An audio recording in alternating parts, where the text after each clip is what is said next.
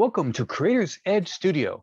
I'm Tom Marcoux. And I'm Tom Colton. We have a hot take for you today about the trailer that just came out, The Book of Boba Fett. Before we get going, hit the like and subscribe. 2 easy clicks for you and real support for us. So start us off there, John. Everyone's pretty excited about this. Everyone loves Jabba's palace. That's a key point on Star Wars. Boba Fett is, of course, one of the most iconic and beloved characters. Yes. It has everybody curious. Oh, sure. I mean, it's pretty exciting. The teaser didn't really reveal too much. The Book of Boba Fett, I'm not sure what that means. I haven't seen any actual book at any point. Maybe that's kind of like scripture. What I came away with is there was a lot of meetings, sitting around at tables, hopefully some tense conversations. Yes. And it looked like Star Wars meets The Sopranos. Or Godfather. Yeah. Gangsters in space, at any rate.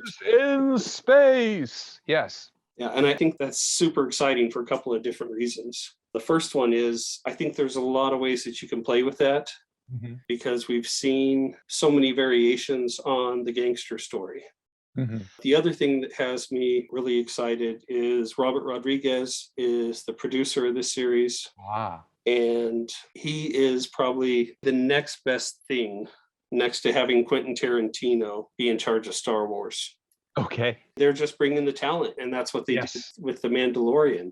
Oh, yeah. Because you had it written and directed by Dave Filoni, Jon Favreau, Taika Waititi, Bryce Dallas Howard, Deborah Chow. Yes. You know, all the A-listers. Like these, these are the people you call when you absolutely positively got to have a hit show where everything works and looks great. Excellent. And I think Robert Rodriguez is just the next of those creators to come in the line. And my understanding is Favreau and Taika are also going to be directing some episodes this season. Oh. I'm not sure if that's confirmed, but that's one of the leaks or rumors that's out there. Right. Excellent. And with the idea of gangsters in space, if they were going to bring something from The Sopranos or they were going to bring something from Godfather, what would be the thing that you'd like to see? Boba Fett is kind of talking about how he's not going to be merciless like Jabba the Hutt. He wants to rule with respect.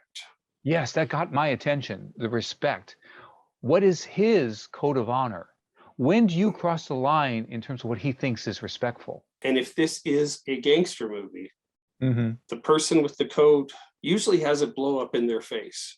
Oh, wow. And they have to get vicious even though they don't want to, because that's just the nature of the people they're dealing with.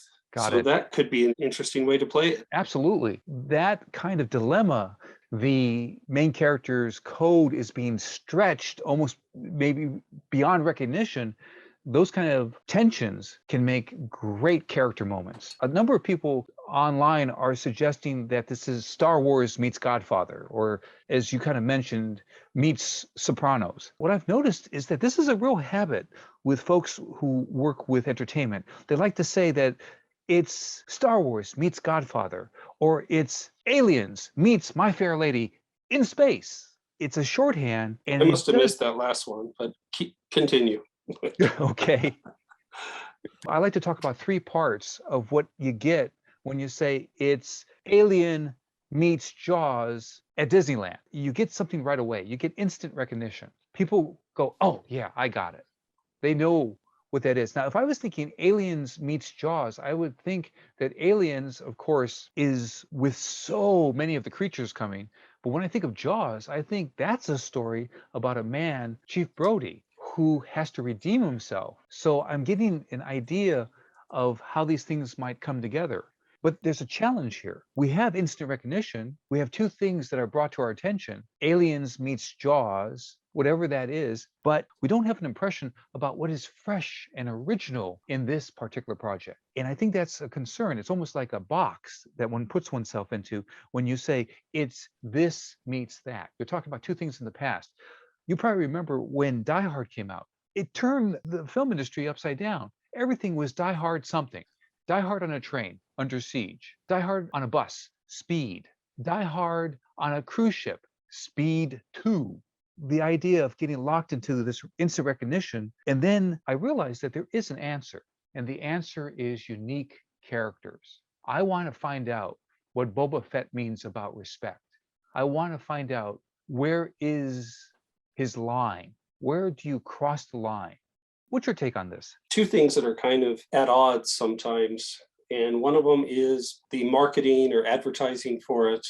And the other one is the writing and the art behind it. Okay. And you got to have a hook. Yes. You got to have a reason for people to check it out in the first place. Yes. So it's like, hey, you know that thing you love?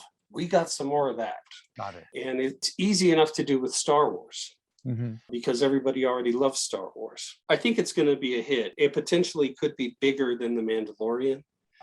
Because, you know, Star Wars and The Mandalorian was also largely a Western in space. And so this is a bit of a shakeup. The things that I love about it are Robert Rodriguez. Some of his movies are better than others. But the one thing all of his films are dripping with is tons of style. Right. Stylistically, this is going to be cool. But the other thing is, where is it going to go? Because there's so many variations on gangster stories and what you can do with it. A couple of key consistencies about gangster movies. Number one, you never know who's going to die. Right. It's instant suspense. Yes. Tension that's thick. That's fantastic. You know, it could be like The Untouchables. It could be like Scarface. Boba Fett builds his big empire and then it all blows up in his face at the end. It could be like Goodfellas. I wonder if there's like an alien version of Joe Pesci that we're going to see in this. It could be like New Jack City. Maybe it's like Casino, where you see the building of the empire and all the mechanism behind it. Right. It could be like Reservoir Dogs. You know, maybe this ends with everybody losing an ear. Yeah, well, everybody shooting each other in some big laser gun fight, and losing ears. Right. Okay. You know, it could be like Carlito's Way, where he's trying to be redeemed, and he keeps being brought down into the darkness and having to kill people because those are his most useful skills in this environment. What's going to happen with the Ming-Na Wen character? What is she going to grow into? How is she going to change? What kind of alliance, what kind of loyalty is going to be between her and Boba Fett? These are things we'd like to watch, all about character. In fact, some authors suggest that people might forget the plot, but they're going to remember the character. I just think the potential is huge. And with the talent that they're bringing in, it should be a home run.